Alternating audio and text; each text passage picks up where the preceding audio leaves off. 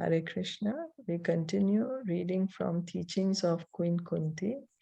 We are on prayer number 22. O Gadadhar Krishna, our kingdom is now being marked by the impressions of your faith, and therefore it appears beautiful. But when you leave, it will no longer be so. This is in Srimad Bhagavatam 1, Canto 1, Chapter 8, Text 39. And we have been reading the purport by His Divine Grace, A.C. Bhaktivedanta Swami Srila Prabhupada. So we continue reading. So where is the difficulty in understanding God? There's no difficulty. If one is actually sane, if one has a brain that is not made of stool, one can understand God at every step. The Lord says, Rasoham apsu kaunteya prabhasmi shashi surya yoho pranavaha sarva vedeshu shabda ke paurusham nishu. O son of Kunti Arjuna, I am the taste of water, the light of the sun and the moon, the syllable Om in the Vedic mantras. I am the sound in ether and ability in man. Bhagavad Gita 7.8. Why then do people say, I have not seen God? Why don't they see God as God directs them to see Him? Why do they manufacture their own way? One cannot see God by one's own way. That is not possible. If one tries to do so, one will always remain blind. At the present moment, so-called philosophers and scientists are trying to see God in their own way, but that is not possible. One has to see God by God's way. Then one can see Him. If I want to see the President of the United States, can I see him in my own way? If not, then how can I expect to see God in my own way? Is that not rascaldom? I cannot see even an ordinary man in an important position in my own way. I have to make an appointment with a secretary and make the other appropriate arrangements. But although God is so much greater than ordinary men, rascals support the view that one can see God in one's own way. As many ways as you invent, they say, they're all bona fide. This is rascaldom. The word is full of rascals and fools, and therefore God consciousness, Krishna consciousness has become a vague idea. Otherwise, if one wants to see God, if one wants Him to be always present, as Kunti Devi is requesting that He be, one can keep God always within one's heart. So Srila Prabhupada is saying, we may say, where is God? I have not seen God. I want to see God. But we are using our mind mentally, which is so limited. We are trying to invent ways of seeing God. Prabhupada is saying, if we have to see the president, we have to go according to his directions, right? We have to see whether we have the connection or no. We have to make the proper arrangement as per whatever the president wants. We have to try to know the secretary of the president. We can't just go barge into his office and say, hey, I need to speak to you. So Prabhupada is saying, even for an ordinary man, we can't do it. What to speak about God?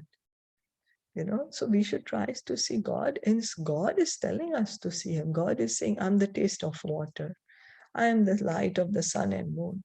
So there was one reporter, there was somebody who asked Prabhupada, Prabhupada, have you seen God? Have you seen Krishna? Yes, I have seen Krishna. Well, Prabhupada said, you have not? Oh, really? Krishna says, I'm the taste of water, I'm the light of sun and moon. Prabhupada said, everyone can see God. He's the ability in man.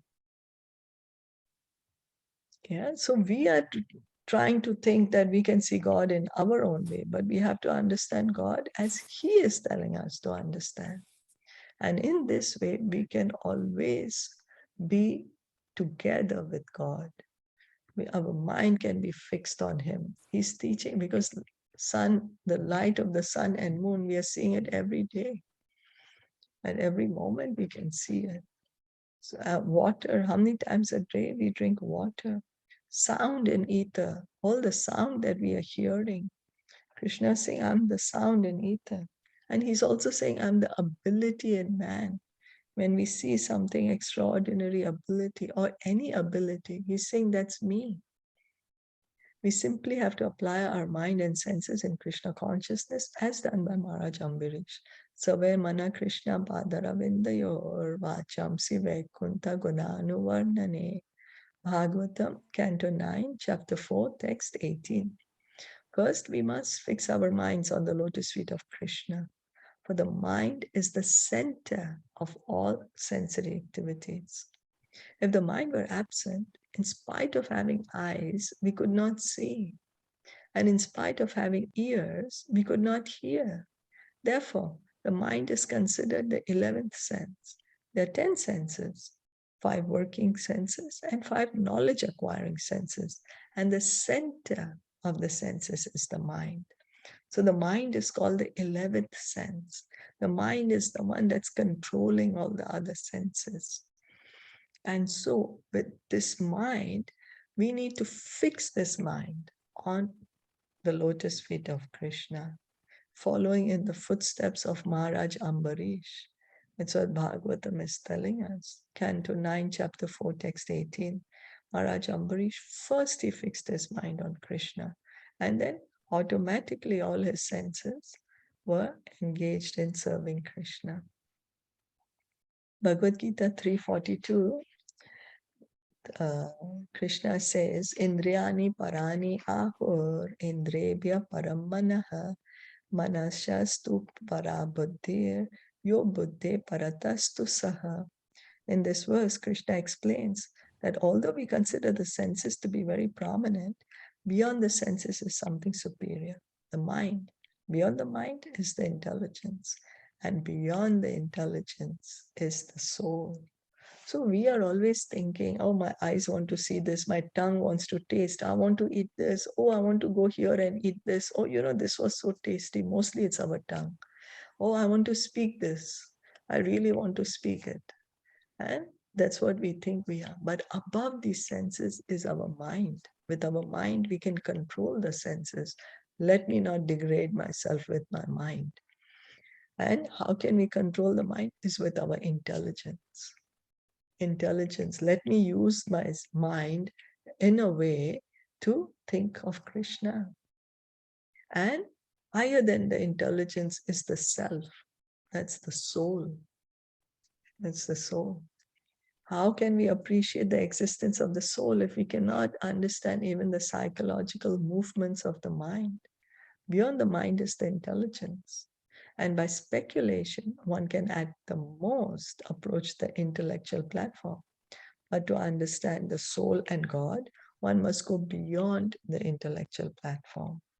It is possible to understand everything, but we must gain understanding through the right channel. So if we try to understand the soul and God, soul is spiritual, God is spiritual. If we try to understand spirit with our material mind, we are not going to be able to. We will still remain on the mental platform, or at the most the intellectual platform, which is still material. We will not be able to understand what's the soul. We won't be able to understand the spirit. So to understand spirit, we need to understand what is being said to us in the Vedic literature. We have to understand from the right channel.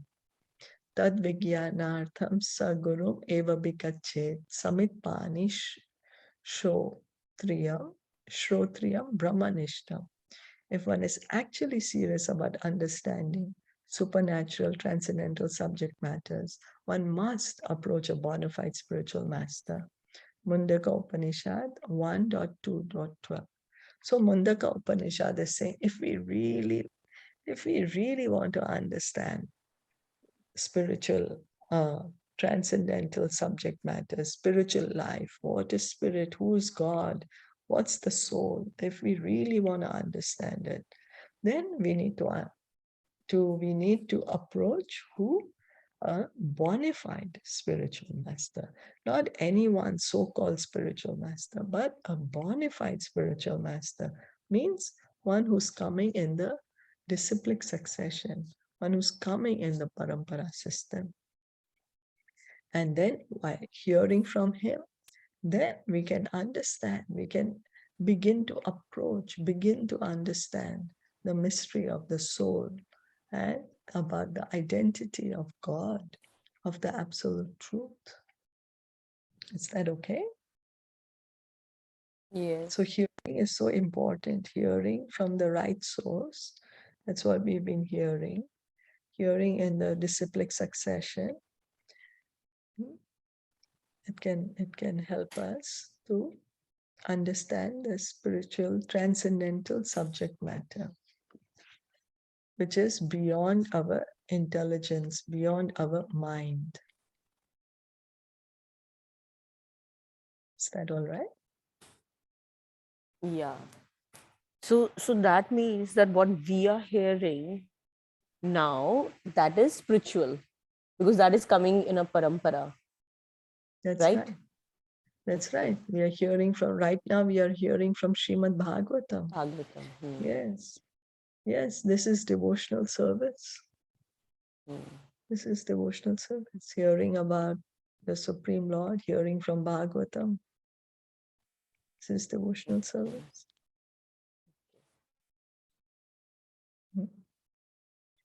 So we'll stop here for today. Kunti Maharani ki jai, Shila Prabhupada ki jai, Gaur Bhaktavinda ki jai. Hare Krishna. Hare. Thank you so much for listening and enjoying.